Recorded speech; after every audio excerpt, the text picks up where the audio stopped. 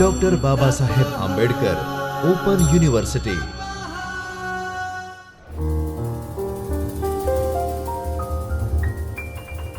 નમસ્કાર દોસ્તો, doctor Baba Saheb Ambedkar open યુનિવર્સિટીના ચૈતન્ય સ્ટુડિયો પરથી હું છું ડૉક્ટર રજની પરમાર। મિત્રો, BA ઓનર્સ સેમેસ્ટર 2માં અભ્યાસ કરી રહેલા મિત્રો EEVAC 206 એટલે કે પર્યાવરણ શિક્ષણ નામનું એક પેપર ભણી રહ્યા છે।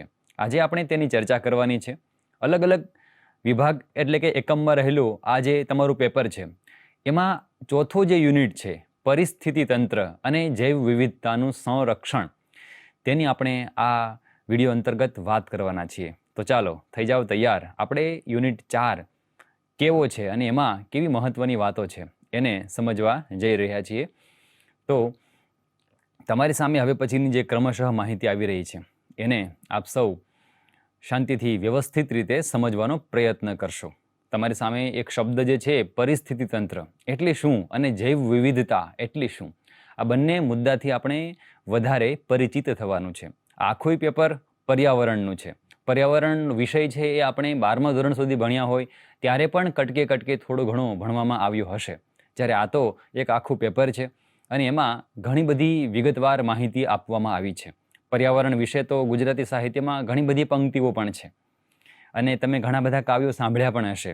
જયંત પાઠક આપણને યાદ આવે, એમણે તો લખ્યું છે, થોડો વગડાનો શ્વાસ મારા શ્વાસમાં, પહાડોના હાડ મારા પિંડમાં ને, નાડીમાં નાનીરી નદીઓના નીર। તો જો પ્રકૃતિ સાથે પોતાનું જીવન કેવું વણાયેલું છે એ વાત એમણે કરી છે। એક પ્રહલાદ પારેખને યાદ કરું, એમણે બહુ સરસ મજાની પંક્તિ લખી છે કે વર્ષોની બંધ બારીને આજ જ્યારે ઉઘાડતો, વર્ષોની બંધ બારીને આજ જ્યારે ઉઘાડતો, આવ આવ બધા વૃક્ષો સાદ દે છે ઘડી ઘડી। તો વૃક્ષો બોલાવતા હોય એવું લાગે છે। તો પ્રકૃતિ સાથે આપણું તાદાત્મ્ય કેવું, જોડાણ કેવું, એની બધી માહિતી તમને આવી બધી કવિતાઓ વાંચો એટલે મળે, રસ પડે, આપણને પ્રકૃતિ સાથે અનુસંધાન સાધવાનું મન થાય। જોકે આપણે પ્રકૃતિ સાથે ન ઈચ્છીએ તો પણ જોડાયેલા જ છીએ। આપણા દ્વારા કરવામાં આવતા દરેક કાર્યની અસર પ્રકૃતિ ઉપર ચોક્કસપણે થતી હોય છે। આજે આપણે એમાંથી 2 મુદ્દાને બરાબર સમજવા છે, જે તમારા ટાઇટલમાં તમને આખી આ સ્લાઇડ છે એમાં દેખાઈ રહ્યા છે। એટલે તમે પરિસ્થિતિ તંત્ર એ શું છે એ અને એના પછી જૈવ વિવિધતા, એનું સંરક્ષણ કેમ કરવું, એને સાથે આપણે સમજવાના છીએ। તો પ્રથમ સ્લાઇડમાં આપણે પરિસ્થિતિ તંત્રની એક તમને આછી એક ઝલક આપું છું, એને બરાબર સમજવાનો પ્રયત્ન કરશો। તમે અંગ્રેજીમાં ઇકોસિસ્ટમ આવો શબ્દ સાંભળેલો છે, બસ આ એનું ગુજરાતી છે પરિસ્થિતિ તંત્ર। તંત્ર એટલે એક પ્રકારની વ્યવસ્થા। હવે પર્યાવરણની વ્યવસ્થા કેવી છે, આખી ઇકોસિસ્ટમ કેવી રીતે ચાલે છે અને એમાં કેવા કેવા વિભાગ હોઈ શકે, એની સમગ્ર ચર્ચા આ વિડીયો અંતર્ગત આપણે કરવાના છીએ। તો જુઓ, આપણી પૃથ્વી એક અદ્ભુત કલાકારની શ્રેષ્ઠ રચના છે। અહીં નદીઓના વહેતા સંગીતનો ધ્વનિ છે, તો પર્વતોનું ગૌરવશાળી મૌન છે અને જંગલોની લીલીછમ છાયામાં જીવનની અવિરત ગાથા ગવાય છે। દરેક જીવ, વનસ્પતિ અને માટીનો દરેક કણ આ ભવ્ય સંગીતનો એક અનિવાર્ય ભાગ છે। આ પૃથ્વી પરનું જીવન એક અખંડ તાતણા જેવું છે આપણું, જ્યાં એક કડી જો તૂટે તો સમગ્ર સાંકળ છે એ ક્ષતિગ્રસ્ત થઈ શકે છે। કઈ રીતે, એની ચર્ચા જ આપણે કરવી છે। તો જુઓ, આ પૃથ્વી તો ગીત ગાઈ રહી છે અને એના સંગીતમય વૃત્તમાં એક અવાજ છે એ ઉમેરાયો છે, અને એ કોણ છે તો કે માનવની ગર્જના।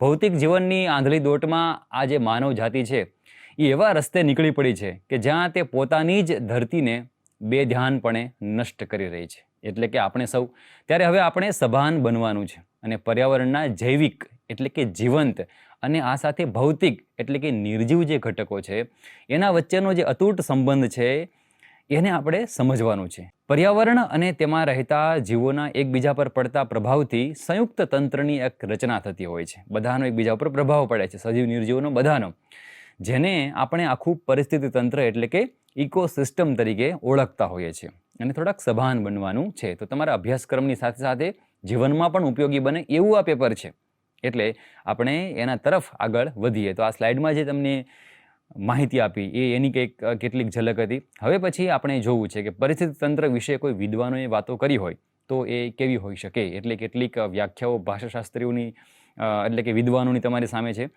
એક ભાષાશાસ્ત્રી છે એજી ટેન્સલી, એમણે સૌ પ્રથમ આ શબ્દનો પ્રયોગ કર્યો તો પરિસ્થિતિ તંત્ર, એટલે કે ઇકોસિસ્ટમ એવો શબ્દ એમણે પહેલી વાર આપ્યો. અને એમના મતે પરિસ્થિતિ તંત્ર એ શું છે? તો કે પરિસ્થિતિ તંત્ર પર્યાવરણના તમામ જૈવિક અને અજૈવિક ઘટકોના સંપૂર્ણ સંતુલનના પરિણામે રચાયેલું એક શું છે? તંત્ર છે. જૈવિક અને અજૈવિક એટલે જીવંત અને નિર્જીવ બંને ઘટકોનો તાલમેલ થાય એનાથી રચાયેલું આ એક તંત્ર છે. આ ઉપરાંત હેકલ છે, એને કોઈ હેકેલ એવું પણ ઉચ્ચારણ કરે છે. એ એવું કહે છે કે જીવંત પ્રાણીઓ અને તેમના કાર્બનિક તથા અકાર્બનિક પર્યાવરણ વચ્ચેના સમગ્ર સંબંધને પરિસ્થિતિ તંત્ર કહેવું જોઈએ. હવે કાર્બનિક અકાર્બનિક શું છે એની ચર્ચા આપણે આગળ જ્યારે વાત કરીએ છીએ ત્યારે આ જોડી દઈશું. એટલે એમણે કાર્બનિક અને અકાર્બનિક બંને બાબતો પર ભાર આપ્યો. આ રીતે એક લિન્ડરમેનનું નામ તમને દેખાઈ રહ્યું છે. એમના મતે કોઈ પણ કદના પ્રાદેશિક એકમમાં ભૌતિક અને જૈવિક પ્રવૃત્તિઓ દ્વારા જે તંત્ર બને એને પરિસ્થિતિ તંત્ર કહેવામાં આવે છે. એની વિગતો તમને અહીં દેખાઈ રહી છે. તો આવા 3 વિદ્વાનો છે, એમની વ્યાખ્યાઓ તમારે સૌએ નોંધી રાખવી જોઈએ કે પરિસ્થિતિ તંત્ર એટલે કે ઇકોસિસ્ટમ વિશે વિદ્વાનોએ પોતાનો મત કેવો આપ્યો છે. આપણે જો સરળતાથી આ ત્રણેય મતને સાંકળી લેવા હોય તો કે પરિસ્થિતિ તંત્ર એ કોઈ પણ સ્થળનું એક એવું તંત્ર છે જેમાં જીવોની વસ્તી, સમુદાય, નિવાસસ્થાન અને પર્યાવરણનો સમાવેશ થાય છે. આ આખું જે તંત્ર છે એ બધું જ પરિસ્થિતિ તંત્ર એટલે કે ઇકોસિસ્ટમ રહેલી છે. તો એ જેમાં આપણે પણ એનો એક ભાગ છીએ, પણ આપણેથી એ શૃંખલા જે કાર્યરત છે એમાં ક્યાંય ક્ષતિ તો નથી પહોંચતી ને, એને ખાસ આપણે જોવું છે. જીવો એમનું અસ્તિત્વ છે એના માટે પર્યાવરણના જૈવિક અને અજૈવિક ઘટકો પર આધાર રાખતા હોય છે. કોઈ પણ જીવો, જૈવિક અને અજૈવિક એટલે શું? જીવંત અને નિર્જીવ. આપણે પોતાનું અસ્તિત્વ ટકાવવું છે તો આપણે બંને ઉપર આધાર રાખીએ છીએ. જીવંત પદાર્થોની પણ આપણને આવશ્યકતા છે અને નિર્જીવ પદાર્થોની પણ આપણને આવશ્યકતા છે, જેથી કરીને આપણું તંત્ર છે એ ટકી રહે છે, માનવ જીવન ટકી રહે છે. એમ દરેક જીવની આની આવશ્યકતા રહે છે. આ વિષય છે થોડોક એને વધારે આપણે આગળ લઈ જવો છે. એટલે પરિસ્થિતિ તંત્ર છે એના ઘટકો કેવા, એનો એ કેવા, તો એને આપણે સમજવું છે. આ સાથે કેવી રીતે કાર્ય કરે છે તો એને આપણે બરાબર સમજવું છે. તો જો પરિસ્થિતિ તંત્રને બરાબર સમજવું હોય તો એના માળખાકીય ઘટકોને આપણે સમજવા પડે. તો એના 2 મુખ્યત્વે જૂથ આપણે દર્શાવી શકીએ. એમાં કેટલાક છે જૈવિક ઘટકો, આ શબ્દ તમે હમણાં અગાઉ સાંભળ્યો છે, અને કેટલાક છે તે અજૈવિક ઘટકો રહેલા છે. તો આ સ્લાઇડમાં તમને જૈવિક ઘટકો કોને કહેવાય એની કેટલીક વિગતો આ સાથે આપું છું અને કેટલાક મુદ્દાઓ છે જેની વાત હું સાથે સાથે કરતો જાઉં છું. તો જૈવિક ઘટકો કે જે જીવંત પદાર્થો છે, બાયોટિક, તો આ ઘટકમાં તમામ જીવંત સજીવોનો સમાવેશ થશે, જેમાં છોડ પણ આવે છે, છોડ જીવંત છે, અને પ્રાણીઓ બંનેનો સમાવેશ થશે. પોષણની પદ્ધતિ પ્રમાણે જો આપણે એમને જોવા જઈએ, પોષણ કે બધા ખોરાક કેવી રીતે મેળવે છે, જો આ બધા આપણો ભાગ જ છે, આપણે પણ આમાં આવી જવાના છે. તો પોષણની પદ્ધતિને પ્રમાણે એના 3 ભાગમાં આપણે એમને સમજવા જોઈએ. કેટલાક જીવો છે ને સ્વપોષી છે, પોતે જ પોતાનું પોષણ મેળવી લે છે. કેટલાક છે પરપોષી છે, બીજા ઉપર પોતાના જીવનનો આધાર રાખે છે જીવવા માટે. અને એમાં 3જા વિભાગમાં છે કેટલાક છે વિઘટન કરતા છે. 3 મુખ્ય મુદ્દા તમને બરાબર દેખાઈ રહ્યા છે. બીજા છે કેટલાક પેટા મુદ્દા છે. તો આ 3 ભાગ છે, એમાં આપણે દરેક ભાગને સમજીએ. તો સ્વપોષી જીવો એટલે કે એ પ્રોડ્યુસર છે, ખોરાક છે ઉત્પન્ન કરે છે. આ એવા જીવો છે જે પોતાનો ખોરાક જાતે બનાવે છે. મુખ્યત્વે લીલા છોડ હોય એ આ ઘટકોનો ભાગ છે. એ પ્રકાશ છે ને, સૂર્યપ્રકાશ, એના સંશ્લેષણ દ્વારા વાતાવરણમાંથી જ કાર્બન ડાયોક્સાઇડ, પાણી અને ખનિજો શોષી અને પોતાનો ખોરાક બનાવે છે. આ પ્રક્રિયા દ્વારા તેઓ પર્યાવરણમાં કાર્બનિક જે પદાર્થો હોય એનું સર્જન કરે છે, જે અન્ય જીવો માટે ઉર્જાનો એક સ્ત્રોત બને છે. તો આ થયા સ્વપોષી જીવો. કેટલાક છે એ પરપોષી જીવો છે, ઉપભોક્તાઓ, કન્ઝ્યુમર જેને કહેવાય ને, એ છે જે સજીવો પોતાનો ખોરાક જાતે બનાવી શકતા નથી અને અન્ય જીવો પર નિર્ભર રહે છે. તેમને ઉપભોક્તા એટલે કે પરપોષી કહેવામાં આવે છે. વળી એમના 3 વિભાગ પાડી શકાય. જો બીજા ઉપર જે આધાર રાખે છે પોતાના જીવન માટે, તો એમાં કેટલાક શાકાહારીઓ છે, કેટલાક માંસાહારીઓ છે અને કેટલાક સર્વભક્ષીઓ છે. બંને ખાય, શાકાહાર અને માંસાહાર. આપણે શેમાં આવીએ જરા વિચારી લો. તો શાકાહારી છે કે જેઓ માત્ર છોડ ખાય છે. તૃણહારી આવો શબ્દ તમે સાંભળ્યો હશે. તેમને પ્રથમ કક્ષાના ઉપભોક્તા કહેવામાં આવે છે. સસલું, હરણ, આ બધા છે એ આમાં આવતા હોય છે. માંસાહારી કે જેઓ શાકાહારી જે પ્રાણી હોય એને ખાઈ જતા હોય, એટલે હરણને સિંહ ખાઈ જશે, તો સિંહ છે એ માંસાહારીમાં આવશે.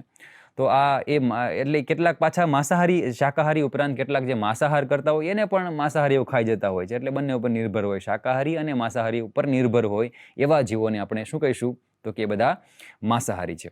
તો આમની જે આખી સ્તર છે એની આની શૃંખલા એમાં આ બધામાં સિંહ આવશે, વાઘ આવશે, સાપને પણ તમે લઈ શકો. કેટલાક સર્વભક્ષીઓ છે જેઓ છોડ અને પ્રાણીઓ બંનેનો ખોરાક લે છે. એટલે તૃણાહારીઓ પણ છે. શાકભાજી આપણે ખાઈએ છીએ તો એ છોડમાં આવીએ, પણ પાછા કેટલાક થઈ તો માછલી પણ ખાઈ લે છે, તો પાછા એ આમાં આવી જશે. એટલે માણસ છે ને એ સર્વભક્ષીમાં આવી જશે. પણ જે નથી બધું ખાતા, માત્ર તૃણાહાર કરે છે, શાકભાજી ખાય છે, તો આપણે એમને શાકાહારી કહીએ છીએ.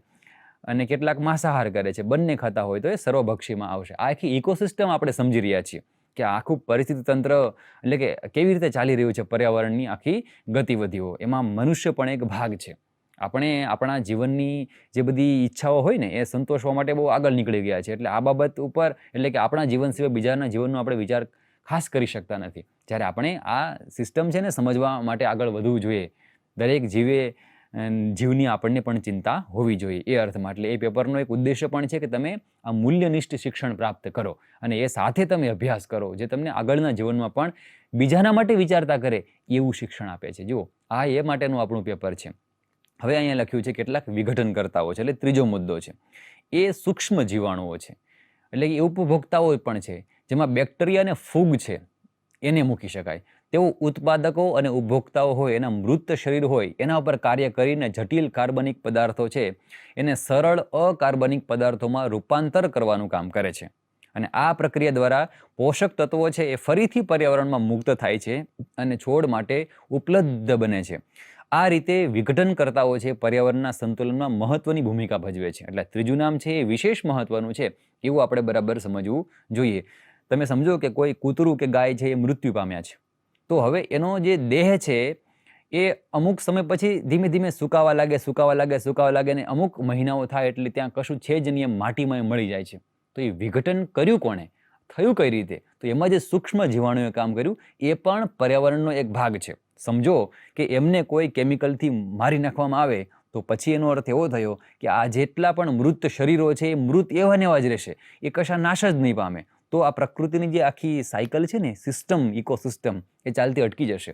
એવું ન થાય એટલે અહીંયા તો દરેક જીવાણુ છે ને એનું પણ, ફૂગનું પણ અત્યંત મહત્વ રહેલું છે. એને આપણે બરાબર સમજવું જોઈએ. તો આ છે એ બધા જૈવિક ઘટકો થયા. હવે આપણે પછીની સ્લાઇડ છે એમાં અજૈવિક ઘટકો, જે જીવંત નથી પણ સિસ્ટમનો એક ભાગ છે, એને આપણે સમજવાના છે. આ નિર્જીવ ઘટકો છે એના તમારી સામે બે મુખ્ય જૂથ જોવા મળે છે. એમાં એક છે ભૌતિક ઘટકો અને એક છે રાસાયણિક ઘટકો. હવે ભૌતિક ઘટકો એટલે શું? તો એમાં સૂર્યપ્રકાશ આવે, ભૌતિક ઘટક છે. તાપમાન આવે, વરસાદ, ભેજ, જમીનનો પ્રકાર, પાણી, આ બધા જ ભૌતિક ઘટકો છે. તમે વિચારો જોઈએ, દરેક સજીવોના જીવનમાં આમની બધાની જરૂર ખરી કે નહીં? આ પણ પર્યાવરણનો એક ભાગ છે. આમાંથી કશું પણ આઘા પાછું થાય છે, ખૂબ વરસાદ પડી જાય છે, જમીનમાં તકલીફ થાય છે, પાણીમાં તકલીફ થાય, તાપમાનમાં તકલીફ થાય, તો એની તરત અસર આખી જીવંત સૃષ્ટિ ઉપર પડી રહી છે, જેનો આપણે પણ એક ભાગ છે. બરાબર સમજીએ તો સર્વને આપણને આવશ્યકતા છે. તો એ બધા ભૌતિક ઘટકો થયા. કેટલાક રાસાયણિક ઘટકો છે, રસાયણો. એમાં કેટલાક છે અકાર્બનિક છે અને કેટલાક છે તે કાર્બનિક છે. અકાર્બનિક જેની અંદર કાર્બન છે, નાઇટ્રોજન છે, ફોસ્ફરસ, સલ્ફર, આ બધા પોષક તત્વો છે, એ અકાર્બનિક છે પણ રાસાયણિક છે. કેટલાક કાર્બનિક ઘટકો છે જેમાં કાર્બોહાઈડ્રેટ્સ, પ્રોટીન, લિપિડ વગેરેનો સમાવેશ થાય છે. તો આ જે જૈવિક અને અકાર્બનિક ઘટકો છે એની વચ્ચે જોડતી કડી છે. કઈ રીતે કડી છે અકાર્બનિક ઘટકો? તો જુઓ, રાસાયણિક ઘટકોમાં રહેલા કાર્બન, નાઇટ્રોજન, ફોસ્ફરસ વગેરે પદાર્થો વિવિધ ચક્રો દ્વારા જૈવિક ઘટકોમાં પ્રવેશ કરે છે અને કાર્બોહાઈડ્રેટ્સ, પ્રોટીન વગેરેમાં રૂપાંતરિત થાય છે. અને સજીવોના મૃત્યુ પછી, હમણાં જે વાત કરીને આ કાર્બનિક પદાર્થો છે વિઘટન દ્વારા ફરી અકાર્બનિક સ્વરૂપમાં પાછા ફરે છે.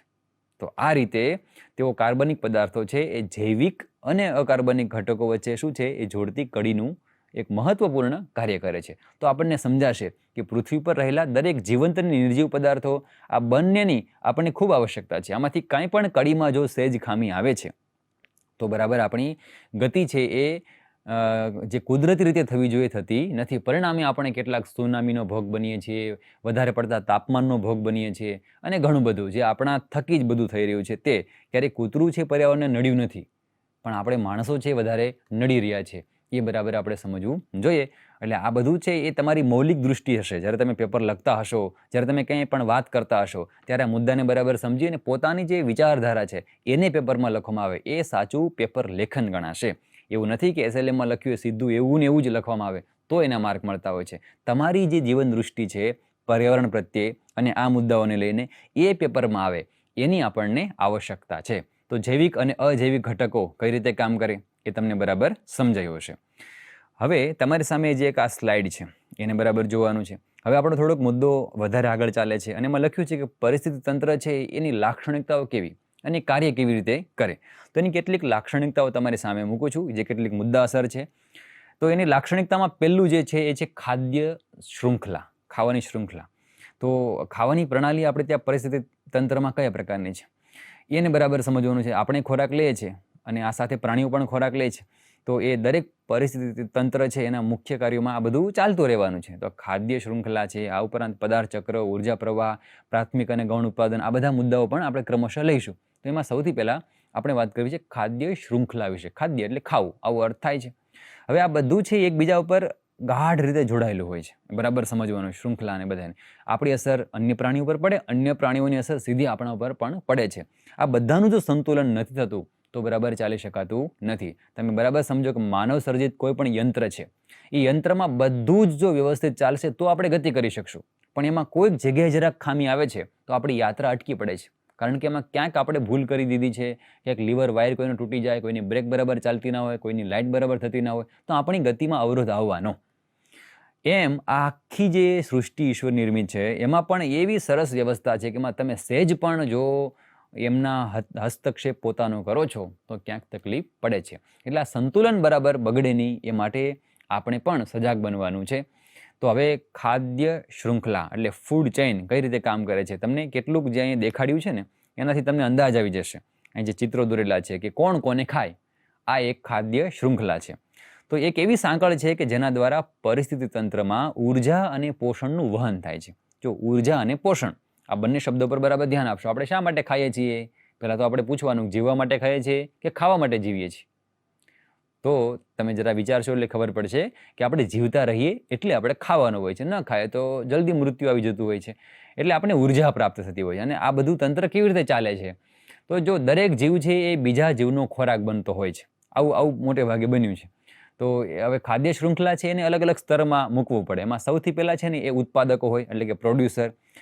તો આ છે એ સ્તર ઉપર લીલા છોડ આવે. તમે મને પણ સાંભળશો અને સ્લાઇડમાં જે ચિત્રો દોર્યા છે એને પણ જોશો, એમાં થોડું તમને બરાબર સમજાશે. સૌથી પહેલાં છે લીલા છોડ, શેવાળ. આ બધા છે ને સ્વપોષી જીવો, જેની આપણે અગાઉ થોડીક વાત કરી ગયા. એ સ્વપોષી સજીવો છે જે સૂર્યપ્રકાશનો ઉપયોગ કરે અને પોતાનો ખોરાક છે બનાવે છે. એટલે એ ક્યાંક જેમ કે આ તમારી સામે લીલોછમ કોઈ જગ્યાએ લીમડો હોય તો એ લીલોછમ રહી છે કઈ રીતે એ પણ તમને પ્રશ્ન થવો જોઈએ. એનો ખોરાક કયો? તો આપણે થાય પાણી પાઈએ એટલે થઈ જાય, ના. આ ઉપરાંત એ પાણી તો પીવે છે એટલે એની અંદર બધે પાણીઓથી એની બધી શાખાઓમાં વિકાસ થાય છે, પરંતુ એનો ખોરાક છે એ સૂર્યપ્રકાશ છે, એ ખોરાક બનાવે છે.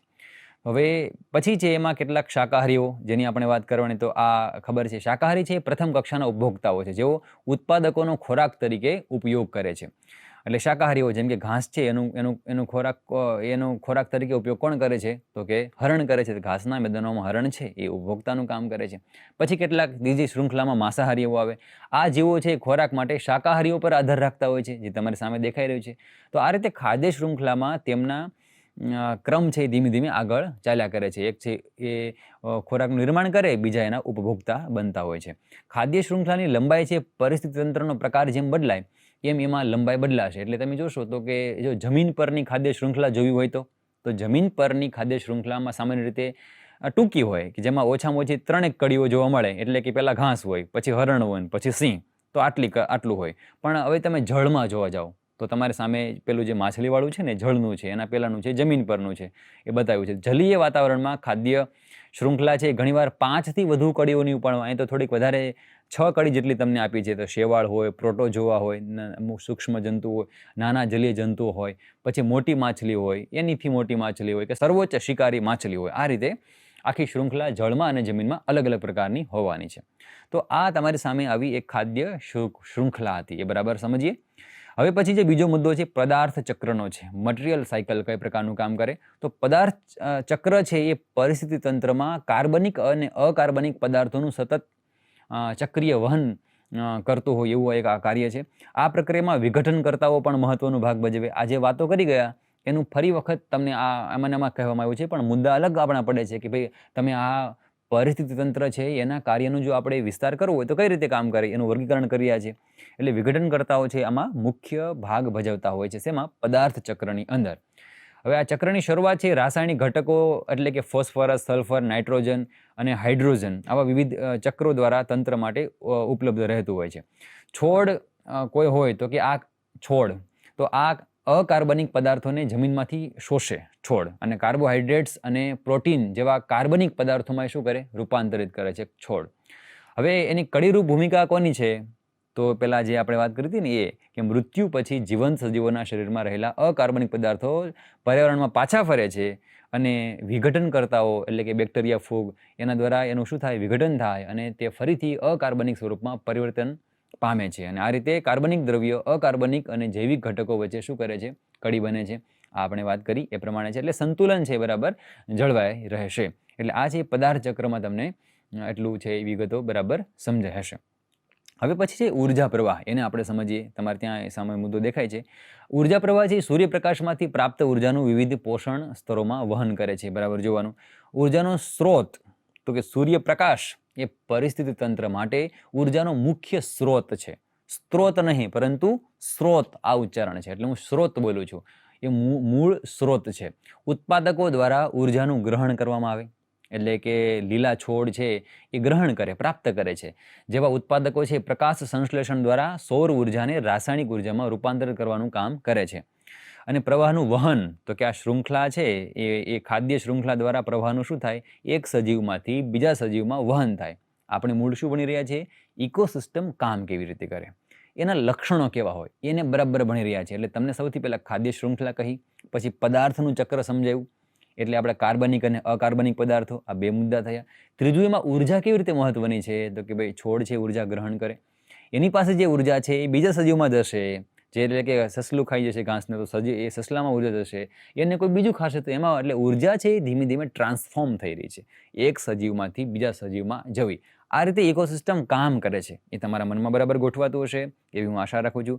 હવે છે પ્રાથમિક અને ગૌણ ઉત્પાદક. હવે એ તમે આ મુદ્દો સમજે એમાં જ છે. ફરી વખત એમાં વાત કરીએ છીએ કે ભાઈ આ પરિસ્થિતિ તંત્રમાં ઉર્જાના ઉત્પાદન અને તેના સ્થાનાંતર સાથે સંબંધ છે, પ્રાથમિક અને ગૌણ ઉત્પાદન. પછી આ જે પ્રાથમિક ઉત્પાદન એટલે પ્રાઇમરી પ્રોડક્શન, આ પ્રક્રિયામાં લીલા છોડ છે અને એ સૂર્યપ્રકાશનો ઉપયોગ કરીને રાસાયણિક ઉર્જાનું નિર્માણ કરે છે. કેટલાક જે ગૌણ ઉત્પાદકો છે એ છે કે જેમાં પરપોષિત જે સજીવો છે, ઉપભોક્તાઓ છે, એ બીજા જીવોને વપરાશ કરીને પોતાનામાં ઉર્જા મેળવે છે. એટલે પ્રાથમિક અને ગૌણ ઉત્પાદન આ મુદ્દો આ રીતે કામ કરે છે. પછીનો જે હવે મુદ્દો છે પાંચમો, એમાં છે પરિસ્થિતિ તંત્રનો વિકાસ, એનું સંચાલન અને એનું સંતુલન કેવી રીતે કરવું. તો આટલી ચર્ચા પરથી તમને એવો તો ખ્યાલ આવ્યો છે કે પરિસ્થિતિ તંત્ર છે એ કોઈ સ્થિર તંત્ર નથી. એ સતત બદલાતું અને વિકસતું હોય એવું એક તંત્ર છે. આ વિકાસ અને સંચાલન કુદરતી રીતે પણ થાય છે. આપણે એમાં કંઈ કરવું નથી પડતું, બધું વ્યવસ્થિત રીતે બહુ સરસ રીતે ચાલ્યા કરતું હોય છે. પણ હવે માનવો એમાં જો હસ્તક્ષેપ કરે છે તો એમાં તકલીફ તો પડે જ છે. વિકાસ અને સંચાલન કેવી રીતે થાય છે એના ઉપર જરા કામ કરીએ તો કે કુદરતી રીતે પરિસ્થિતિ તંત્રનો વિકાસ ચોક્કસ નિયમો અનુસાર થયા કરે છે. આંબો હોય એમાં કેરી આવે છે. આપણે એને કહેવું પડે છે કે હવે તારે કેરી આપવાનો સમય થયો છે તો કે ના, પણ એની સમય થાય એનો એટલે એ બરાબર કેરી આપવાનું કામ કરે છે. તો એ નિયમ અનુસાર બરાબર ચાલે છે. પણ આપણે તો હવે એવું પણ કરીએ છીએ કે એવા આંબા બનાવે જે બારે માસ કેરી આપશે. તો એ માણસે એનો હસ્તક્ષેપ કર્યો એટલે વિક્ષેપાણી એવું કહેવાશે ને. તો ઘણી વખત એવું થાય કે આપણે વાતાવરણને એટલું પ્રદૂષિત કરી મૂકીએ કે આંબામાં અમુક સમયે વહેલા કેરી આવી જશે કે અમુક સમયે મોડી કેરી આવશે. તો આ માનવના હસ્તક્ષેપથી એમાં આવેલી તકલીફ છે.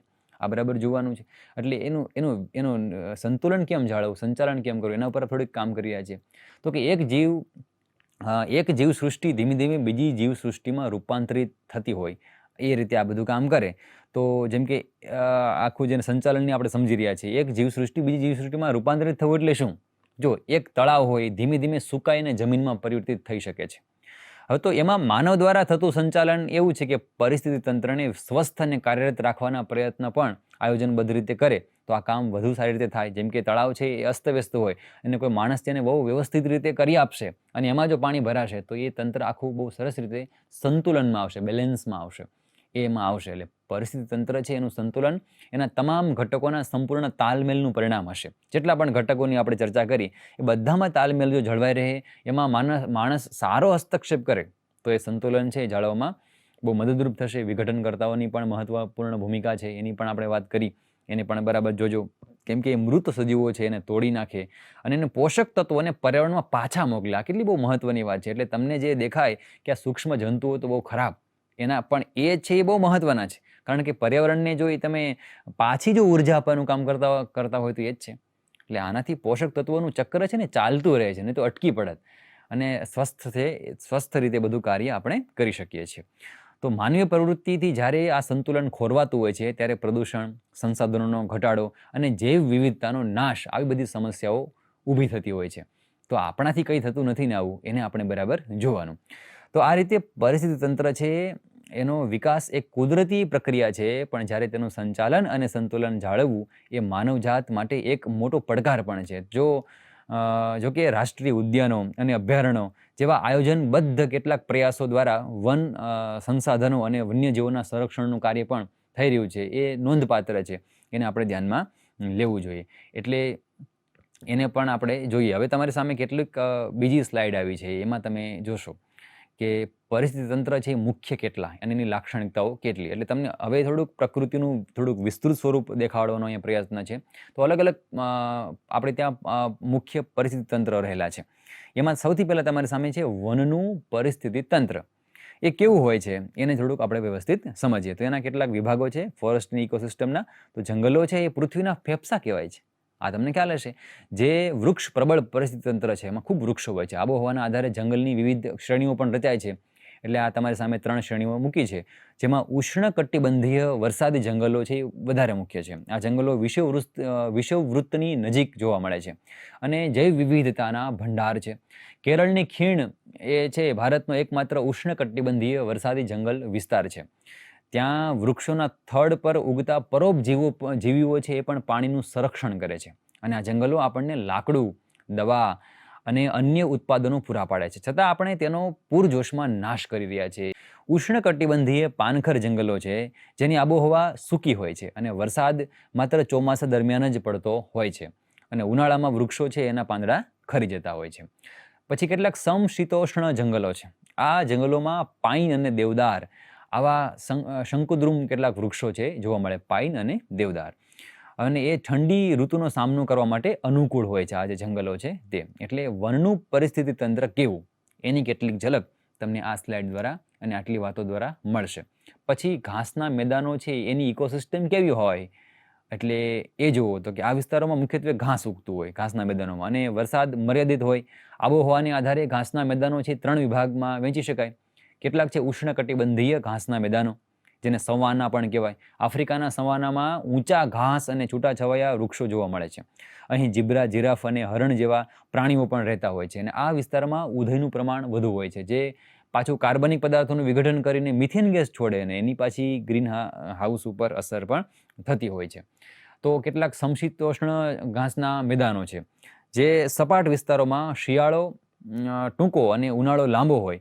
આ ઘાસના મેદાનો છે જુદા જુદા પ્રદેશોમાં જુદા જુદા નામથી ઓળખવામાં આવતા હોય છે.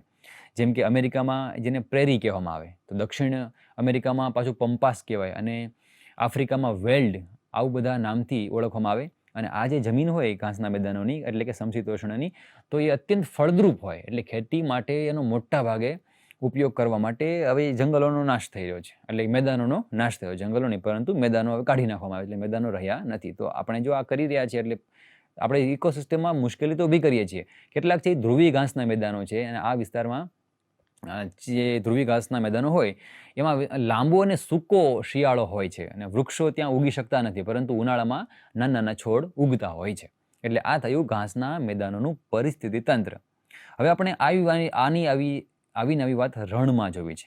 રણનું, ડેઝર્ટની ઇકોસિસ્ટમ કેવી, એનું પરિસ્થિતિ તંત્ર કેવું. તો આ એવો વિસ્તાર છે કે જ્યાં વરસાદ છે દર વર્ષે 25 સેન્ટીમીટર એટલે કે સેમીથી ઓછો પડે છે, અને બાષ્પીભવનનો દર ત્યાં વરસાદ કરતાં વધારે હોય છે. વરસાદ ઓછો અને બાષ્પીભવન વધારે થાય એટલે ગરમી હોય રણમાં. એના પરિણામે જીવોની સંખ્યા બહુ ઓછી હોય, અને અહીંના છોડ, રણના છોડ અને એના પ્રાણીઓ છે એ પાણી બચાવવા માટે અનુકૂળ હોય છે, પાણીને બચાવી રાખતા હોય છે. ઉષ્ણકટિબંધીય જે રણ હોય એ અલગ અલગ વિભાગો છે તમારી સામે રહેલા છે, જેમાં આફ્રિકાના સહારા અને નમીબ તથા ભારતનું થાર આ વિશ્વના સૌથી સૂકા રણ છે. તેમાં રેતીના ટેકરા છે એ બહુ સામાન્યપણે હોય અને જૈવ વિવિધતા અમુક પ્રજાતિઓ સુધી જ મર્યાદિત હોય. જૈવ વિવિધતાનો અર્થ છે કે ઘણા બધા અલગ અલગ પ્રકારના જીવો, પણ અહીં ખાસ બહુ વિવિધતા જોવા મળતી નથી, મર્યાદિત હોય છે. પછી દક્ષિણ કેલિફોર્નિયામાં મોજેબ એક નામનું રણ આવેલું છે, જે સમશીતોષ્ણ રણ છે. ત્યાં ઉનાળાના દિવસો હોય એમાં ગરમ અને શિયાળામાં એ રણ છે ઠંડુ હોય છે. આ રીતે ચીનમાં ગોબી નામનું રણ આવેલું છે, જે શીત રણ કહેવાય છે. ત્યાં શિયાળો છે ઠંડો અને ઉનાળો છે સામાન્ય રીતે ગરમ જોવા મળે છે. તો આ થયું રણનું પરિસ્થિતિ તંત્ર. આવી રીતે આપણે હવે જળનું જોવું છે. જળનું આખું વાતાવરણ કેવું હોય, ઇકોસિસ્ટમ કેવું હોય, તો એમાં જલીય પરિસ્થિતિ તંત્રને બે મુખ્ય ભાગમાં સમજી શકવું જોઈએ આપણે. કેટલુંક છે તાજા પાણીનું છે અને કેટલુંક છે તે ખારા પાણીનું છે. ખારા પાણીમાં મહાસાગર આવશે. તાજા પાણીનું તંત્ર છે એમાં સૌથી નાનો વિભાગ જોઈએ તો એમાં તળાવ છે, એટલે કે પોન્ડ છે. એટલે પોન્ડનું પરિસ્થિતિ તંત્ર આવું પણ આપણે સમજવું જોઈએ. તો જે નાના અને સ્થિર પાણીનો સ્ત્રોત છે એમાં તળાવમાં આપણે ખાસ કરીને તળાવ એટલે નાના અને સ્થિર પાણીનું સ્ત્રોત, જેમાં આપણે કપડાં ધોવા જઈએ, નાહવા જઈએ, આવી બધી માનવીય પ્રવૃત્તિઓથી તળાવ છે દૂષિત થઈ રહ્યું છે. તો એ પણ જળનું પરિસ્થિતિ તંત્ર ખરું, પણ એમાં આપણો હસ્તક્ષેપ આવે છે, એને બરાબર ધ્યાનમાં રાખીએ. પછી સરોવર એ તાજા પાણીનો પણ વિશાળ અને સ્થિર જળનો સ્ત્રોત છે. સૂર્યપ્રકાશની ઉપલબ્ધતાના આધારે સરોવરને 3 ભાગમાં વહેંચી શકાય. એટલે અલગ અલગ, કેટલાક છે છીછરા કહેવાય સરોવર, કેટલાક છે ખુલ્લા અને કેટલાક છે તે ઊંડા. આવા અલગ અલગ સરોવરને આપણે મૂકી શકીએ. એટલે સરોવર મુખ્ય. પછી કેટલાક છે નદી. તો હવે નદી છે, નદી એટલે કે ઝરણા, જે તાજા પાણીનું વહેતું તંત્ર છે. જો સરોવર અને તળાવ છે વહેતું તંત્ર નથી, આ વહેતું છે. નદીઓમાં ઓક્સિજનનું પ્રમાણ છે એ સરોવર કરતાં વધારે હોવાનું વહેતું તંત્ર છે. હવે પછી છે ખારા પાણીનું. તો એમાં આપણે મહાસાગરને લઈએ. મહાસાગરો છે પૃથ્વીની સપાટીના લગભગ 70% ભાગને આવરી લેતા હોય છે અને લાખો દરિયાઈ પ્રજાતિઓનો એક મોટો આધાર છે. મહાસાગરો છે ખોરાક, ખનિજ, ક્ષાર અને ઉર્જાનો મુખ્ય સ્ત્રોત છે. તેઓ પૃથ્વીની આબોહવા, જળચક્ર અને કાર્બનના સંગ્રહમાં પણ મહત્વની ભૂમિકા ભજવતા હોય છે. સમુદ્રને 2 મુખ્ય ભાગોમાં જો આપણે વહેંચીએ તો એમાં કેટલાક છે દરિયાકાંઠાના વિસ્તારો આવે અને બીજો આવે તે ખુલ્લો સમુદ્ર આવે. દરિયાકાંઠાનો જે વિસ્તારો છે એ પાણીમાં છીછરા હશે અને એના પ્રમાણમાં ગરમ અને પોષક તત્વોથી ભરપૂર હશે. દરિયાકાંઠાના જે વિસ્તારો હશે તે આ વિસ્તારો સૂર્યપ્રકાશની ઉપલબ્ધતાને કારણે ત્યાં હાજરી છે, એટલે પોષક તત્વોના ભંડાર છે.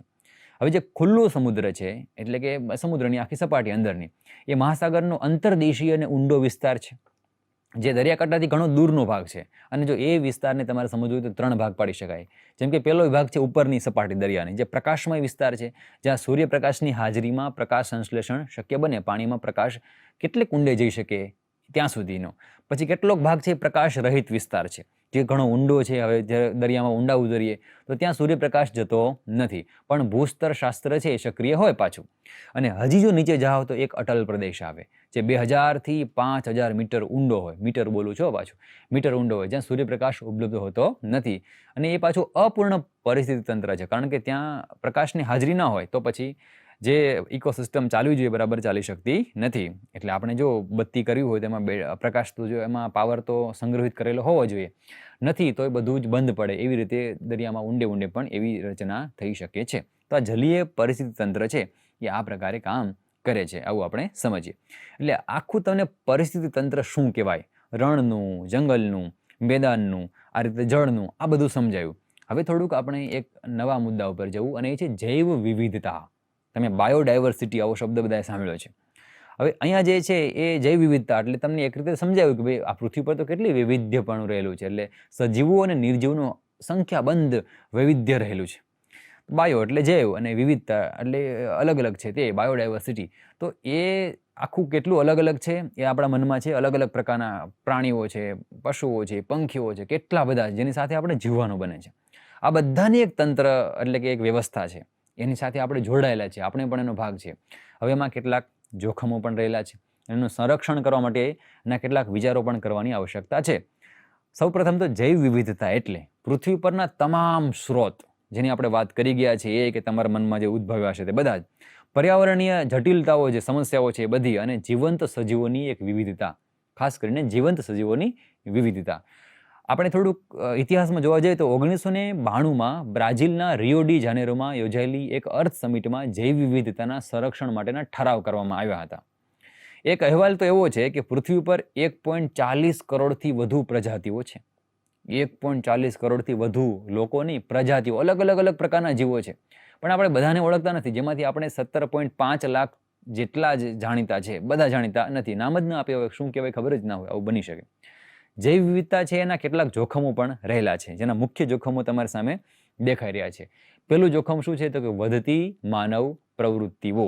માનવની પ્રવૃત્તિઓ કેટલી બધી વધી રહી છે, જેમાં આપણે પણ કંઈક પ્રવૃત્તિ કરતા હશું. યાદ કરો, આપણી પ્રવૃત્તિઓ પર્યાવરણને કઈ રીતે હાનિકારક હશે? તો સંખ્યાબંધ રીતે હાનિકારક છે. આપણે ઠાલવતા કચરા, આપણે ફેલાવેલી બધી ગંદકીઓ, આપણે ફેલાવેલું સામ્રાજ્ય, આ બધું જ પર્યાવરણને ક્યાંક ને ક્યાંક નુકસાન તો કરે છે. માનવ વસ્તીનો વધારો થાય, ખેતી વધે એટલે જંગલોનો નાશ કરવાનો, બાંધકામ વધે છે, ઉદ્યોગોનું વિસ્તરણ થાય, આના કારણે જંગલો, પ્રાણીઓ છે એના રહેઠાણનો નાશ થઈ રહ્યો છે. મોટા ડેમ અને રાસાયણિક ખાતરોનો આપણે ઉપયોગ કરીએ છીએ, પણ જૈવ વિવિધતાના આજે એનો વિનાશ થાય છે આ બધા કાર્યોથી. એટલે આપણે એવું કહેવું પડે કે આ બધાના કારણે જૈવ વિવિધતાના વિનાશને આપણે વેગ આપવાનું કામ કરીએ છીએ. એટલે આપણને એમ થાય કે આપણે તો આપણા માનવ જીવનને વેગ આપીએ છીએ, પણ ખરેખર તો જૈવ વિવિધતા છે એના વિનાશને આપણે વેગ આપી રહ્યા હોય, એ પણ આપણે નોંધવું જોઈએ આ બાબતથી. હવે બીજો છે એ કે પરગ્રહી પ્રજાતિઓનો ફેલાવો. એટલે શું? તો કે બહારથી આવેલી ઘણી બધી પ્રજાતિઓ છે એ સ્થાનિક જીવસૃષ્ટિ માટે મોટો ખતરો બનતી હોય છે, એક પ્રદેશમાંથી બીજા પ્રદેશમાં. એ અર્થમાં ભારતમાં ઘઉંની આયાત દરમિયાન આવેલા પાર્થેનિયમ ઘાસ અને ઓસ્ટ્રેલિયામાં આયાત થયેલા પિયર કેક્ટસ આના સ્પષ્ટ ઉદાહરણો છે. એટલે બને કે આપણે ક્યાંકથી બીજા પ્રદેશમાં જઈએ ત્યારે ન હોય એવા દૂષણો પણ ફેલાઈ જતા હોય છે. એટલે એનાથી પણ ઇકોસિસ્ટમ છે, જે વિવિધતા છે, એને મુશ્કેલી પડતી હોય છે. તો એ ભારે નુકસાન પહોંચાડે છે આ બધી બાબતો. અને ત્રીજો મુદ્દો છે ગ્લોબલ વોર્મિંગ. આ બધાથી તમે તો પરિચિત હશો. કાર્બન ડાયોક્સાઇડ છે અને મિથેન, આ વાયુઓ છે એનું પ્રમાણ છે એ વધી રહ્યું છે અને એ વૈશ્વિક તાપમાનમાં વધારો કરી રહ્યો છે. આ પણ આપણા માટે એક સળગતી સમસ્યા છે. તો આ બધાના કારણે આબોહવાના પરિવર્તનના પરિણામે દુષ્કાળ આવી જાય છે, ક્યારેક ખૂબ વરસાદ ગમે ત્યાં પડી જાય છે, ગ્લેશિયર્સ છે પીગળવા માંડે છે. આ બધી ઘટનાઓ વધી રહી છે, જે વનસ્પતિ અને વન્ય પ્રાણીઓ માટે મોટો ખતરો છે. એ પ્રાણીઓમાં આપણે પણ એક પ્રાણી છીએ, એ પણ ભૂલવાનું નહીં. તો આની સંરક્ષણ માટે શું કરવું? એટલે કે આના સંરક્ષણ માટે, એને જાળવણી માટે આપણે શું કરવું? તો એના કેટલાક પ્રયાસો થયા છે, કેટલાક રાષ્ટ્રીય કાયદાઓ બન્યા છે, જેમાં ભારતમાં 1972માં વન્યજીવ સંરક્ષણ અધિનિયમ અને 2004માં બૌદ્ધિક સંપદા અધિકાર સુધારણા કાયદો, આવા કાયદા છે અમલમાં આવેલા છે. એ કાયદાઓ સક્રિય રીતે કામ કરે છે. આ કાયદાઓ છે પરંપરાગત જ્ઞાન અને જૈવિક સંસાધનોનું રક્ષણ કરવા પર વિશેષ ભાર મૂકે છે. સંરક્ષિત કેટલાક વિસ્તારો પણ આપણે કર્યા, જેમાં દેશમાં 87 જેટલા રાષ્ટ્રીય ઉદ્યાનો આવેલા છે અને 425 જેટલા વન્યજીવ અભયારણ્યોની સ્થાપના કરવામાં આવી છે. અને આ શું કરે? તો કે અંતર્ગત લુપ્ત થતી જે પ્રજાતિઓ છે એનું સંરક્ષણ માટે વિવિધ પ્રોજેક્ટ છે ચાલી રહ્યા છે. આંતરરાષ્ટ્રીય સહકાર મળે એ માટે સંયુક્ત રાષ્ટ્ર વિકાસ કાર્યક્રમ UNDP અને બોટનિકલ ગાર્ડન કન્ઝર્વેશન ઇન્ટરનેશનલ જેવી આંતરરાષ્ટ્રીય સંસ્થાઓના સહયોગથી ભારતમાં જૈવ વિવિધતા સંરક્ષણ માટે વિવિધ પ્રોજેક્ટ પણ ચાલી રહ્યા છે. આ પ્રયાસોમાં સ્થાનિક લોકોની ભાગીદારીને પણ પ્રોત્સાહન આપવામાં આવે છે. તો આ તમામ પ્રયાસો દર્શાવે છે કે આપણે પૃથ્વી પરના જીવનના આ અનોખા ભંડારને બચાવવા માટે પ્રતિબદ્ધ છીએ. જે સંરક્ષણના પ્રયત્નો થયા છે તે આશા છે કે આ જે માહિતી આપું છું એ તમને ખૂબ મદદરૂપ થશે, ખાસ કરીને તમારા અભ્યાસક્રમમાં. તો અહીંયા સુધી આપણે વિડીયોમાં આવ્યા તો એ આપણો યુનિટ 4 થયો, EE-VAC એટલે કે EE-VAC 206 પર્યાવરણ શિક્ષણ. એના યુનિટ 4માં પરિસ્થિતિ તંત્ર અને જૈવ વિવિધતાનું સંરક્ષણ કેવી રીતે કરવું, આ બંને મુદ્દાની તમને વિસ્તૃત માહિતી આટલા સમય દરમિયાન આપવામાં આવી. એટલે આ બધી જ માહિતી છે એના પર બરાબર વિચાર કરશો. હવે તમારે આનાથી જો તમારી પરીક્ષા આપતા હોય તો આના ઉપરથી કેવા પ્રશ્ન પૂછાય એને બરાબર સમજવાના. એટલે કે પરિસ્થિતિ તંત્ર એટલે શું, વિસ્તૃતપણે એને સમજાવો, આવો એક પ્રશ્ન હોય.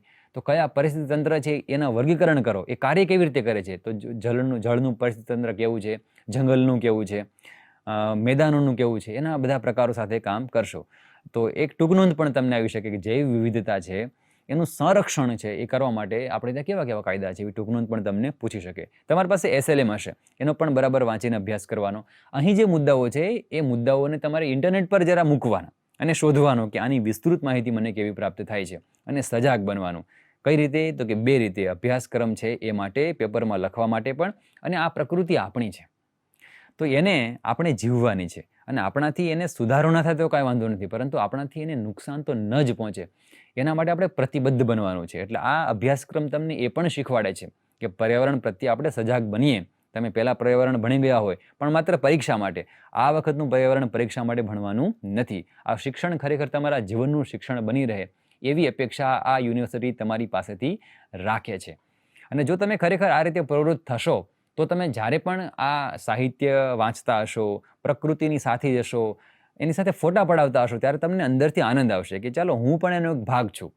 ભલે બહુ સારા મેં કાર્ય નથી કર્યા, પરંતુ મારાથી પ્રકૃતિને નુકસાન હું પહોંચવા દેતો કે દેતી નથી. આ આપણી સમજદારી આપણી સાથે હશે. અને ત્યારે જો કોઈક તમને રમેશ પારેખ જેવા કવિના શબ્દો મળી જશે તો તમને આનંદ આવશે. એમણે લખ્યું છે કે આ ઝાકળના ઝબકારા ઝાલી, ઘાસ ફરે મેદાન વચ્ચે, હેલ્લારો આ સવારના રેલાઓ લઈ ટેકરીઓ દોડે પાન વચ્ચે, હેલ્લારો આ ઇત્તો ઇત્તો હેલ્લારો, આ ચાંપ પલિતો હેલ્લારો. તો એમણે જે પ્રકૃતિના રમ્ય ચિત્રો દોર્યા છે ને, એ આપણે જ્યારે કાને પડશે, આપણી આંખો જ્યારે એને વાંચશે, ત્યારે આપણું અંતર છે ને એ આનંદિત થઈ ઉઠશે. તો આશા છે કે આ બધી જ વિગતો છે એ તમને ખૂબ ઉપયોગી બનશે અને તમે અભ્યાસમાં તેનો પૂર્ણપણે ઉપયોગ કરશો. ત્યાં સુધી મસ્ત રહો, વ્યસ્ત રહો અને જોતા રહો બાબા સાહેબ આંબેડકર ઓપન યુનિવર્સિટીની યુટ્યુબ ચેનલ. આવજો. આભાર. स्वाध्यायः परः